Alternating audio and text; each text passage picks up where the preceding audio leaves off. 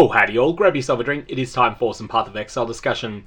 Unique item rarity is something that PathOfExile is very much opaque about. Grinding gear games don't publish any loot tables or any information even when they change the rarity of an item. For example, a couple of patches ago, Heat Shiver was moved from tier 4 rarity to tier 3 rarity, and this was done with no patch note documentation or anything of the sort. So for those unique items that can drop anywhere in the game, players have been looking for methods to categorize exactly how rare those items are and how realistic they are for players to self-farm, or how much they're likely to be available to budget players in Trade League.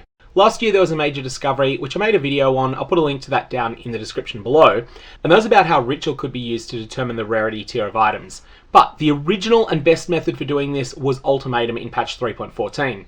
Now, Ultimatum left the game from patches 3.15 through 3.22, but it's back in a slightly different form. Now, the new incarnation of Ultimatum hasn't been particularly well received. A lot of the rewards that come out of it are in the form of double corrupted rare items, which do have some niche utility, particularly as Mythic Orb bait, but they're not something that are generally usable out of the box. They're something that you have to then modify using a rare currency that comes from another particular type of mechanic, and then you've only got an RNG chance to get anything out of it. As for getting catalysts out of Ultimatum, the best way to get catalysts at the moment is to completely ignore Ultimatum and run Heist instead, because Heist is simply more generous when it comes to giving out catalysts than Ultimatum is. All of that aside, Ultimatum is hiding a lot of really interesting information in its new incarnation, and that's what this video is going to be about. Just a quick recap first though, there are 6 rarity tiers for unique items that can drop anywhere in the game. These vary from what the player base generally call tier 0, which is unique items like Mageblood, Calandra's Touch and a Headhunter that are very, very rare. And the unique item Rakiata's Dance, which was exclusive to the Trials of the Ancestors mechanic in patch 3.22, but then was added to the core drop pool in 3.23, Rakiata's Dance is in this tier 0. Then there's tier 1, which includes most of the unique items that you think of as pretty rare, but that have a Pantheon god in their name, for example Martyr of Innocence, and also includes Defiance of Destiny. Next after that is tier 2, which includes Chevron's Wrappings, Mjolnir, Aegis Aurora, and where before patch 3.23 all of the unique jewels were in tier 1, it now seems that in patch 3.23 they may all have been downshifted to tier 2. So Unnatural Instinct, Ancestral Vision, all of these items appear to be in tier 2 as well.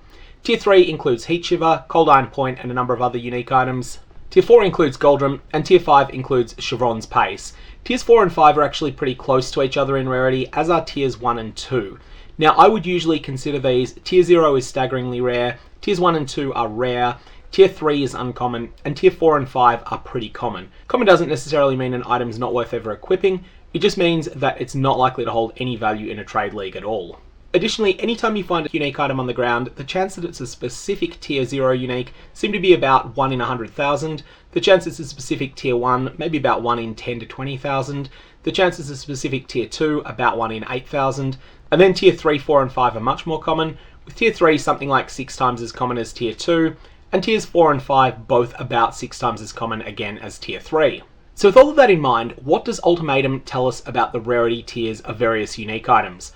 Well, in patch 3.23, Inscribed Ultimatums have been overhauled. Inscribed Ultimatums are a map-like object, and they appear to be somewhat uncommon but not really rare drops that can only appear in maps where there is a Trialmaster encounter present. That's the lead theory at the moment anyway, so if you're interested in looting Inscribed Ultimatums, and there's certainly a demand for them in patch 3.23 where there's a challenge to do a bunch of them, then your best bet is going to be to run maps using a rusted Ultimatum Scarab. Now, let's have a look at a couple of different ones. Let's start with ones where the reward is Unnatural Instinct specifically. Here's a list of ones that are available for trade in the Affliction League with no concern as to whether the player is online or not. However, you do need to do this in Affliction, you can't do it in Standard, because there's a number of pre-existing Inscribed Ultimatums that were generated in patch 3.14, and at that time they used different rules. Now, Requires Sacrifice, Heretics Fail. The Requires Sacrifice is actually a bit of a red herring here and doesn't really have any impact on what the rarity tier is. The key thing you want to look at is what the increased monster damage and the increased monster life are, because these are very consistent. All of the Unnatural Instinct ones are going to be 70% more life, 20% increased monster damage. Everything else about these ultimatums is going to vary. What's required to be sacrificed is going to vary, including they can be very common uniques, they can be very rare uniques, and everything else about the mods that are on them is going to vary, but you'll find it's pretty consistent. In fact, it's absolutely consistent that it's always going to be 20% increased monster damage, 70% more monster life for anything that grants Unnatural Instinct. What about if we look at Abberath's Hooves instead? Abberath's Hooves is one of those Pantheon uniques that's quite rare. It turns out this is definitely a tier 1 rarity unique. Oh look, 30% increased monster damage, 120% more monster life. And this will be consistent. There's not very many Abberath's Hooves ones that are listed, but they all follow the same rules. Let's have a look at Taste to Hate this time. It's the same as Unnatural Instinct. 20% increased monster damage, 70% more monster life, and we've got 10 of these. They're all going to have exactly the same rules apply to them. Finally, let's take a slightly more common unique, the Ascetic, and here 10% increased monster damage, 30% more monster life. And again, there's a dozen of these that are listed, and they're all going to be the same, 10%, 30%. So what's the rule here? If it's 50% and 200%, then the unique item is tier 0. This is how Rakiata's Dance was determined to be a tier 0 rarity unique. If it's 30% increased damage, 120% more monster life, then it's going to be a tier 1 reward. If it's 20% damage, then it's going to be a tier 2 rarity unique that's rewarded. And if it's 10% increased monster damage with 30% more monster life, then it's going to be a tier 3 or 4 rarity unique. Tier 5 rarity uniques are a little bit different. Chevron's Pace is a known tier 5 rarity unique. It's one of the most common unique items in the game. When we do a search for ultimatums that award a unique item, and specifically Chevron's Pace, you'll notice that there are absolutely none that come up. So if something has no returns, that's weak evidence, not necessarily all that strong, but it's weak evidence pointing towards that item being tier 5. With the exception of unique jewels like Unnatural Instinct, which is shown to be tier 2 by this method but was previously known to be tier 1 in previous leagues, this ultimatum method for working out the rarity tier of unique items exactly matches what's been determined through ritual and also what's been determined empirically through large sample sizes of meticulously tracking unique items that have been looted from the ground. So it looks like Ultimatum is a new way to tell just how rare a particular unique item is. Interestingly, in patch 3.14 this was possible as well, but the mechanism was entirely different. In 3.14 it was what was being sacrificed that mattered. There would always be a 1 tier rarity upgrade from what was being sacrificed to what was being rewarded. That's not the case anymore. I've seen Inscribed Ultimatums that require the sacrifice of a Divinaris, i.e. a tier 0 rarity unique, and that will return a much lower rarity tier.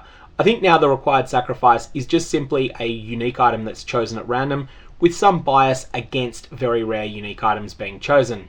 Anyways, that's all I got on this at the moment. Hopefully this will help you predict whether or not it's realistic to expect to self-find a particular unique item, which is particularly important if you're playing in solo self-found, because you'll then be able to say, oh, this item's a tier 3 rarity unique, I can probably farm it.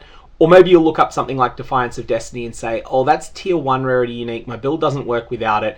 Maybe I should go back to the drawing board and then come up with something else to play. And then if I do happen to come across a lucky Defiance of Destiny, then maybe I'll re-roll into a build around it. And this goes double, triple, quadruple if Rakiata's Dance is something you are considering using. I'm going to leave it there. May your Inscribed Ultimatums be fortunate.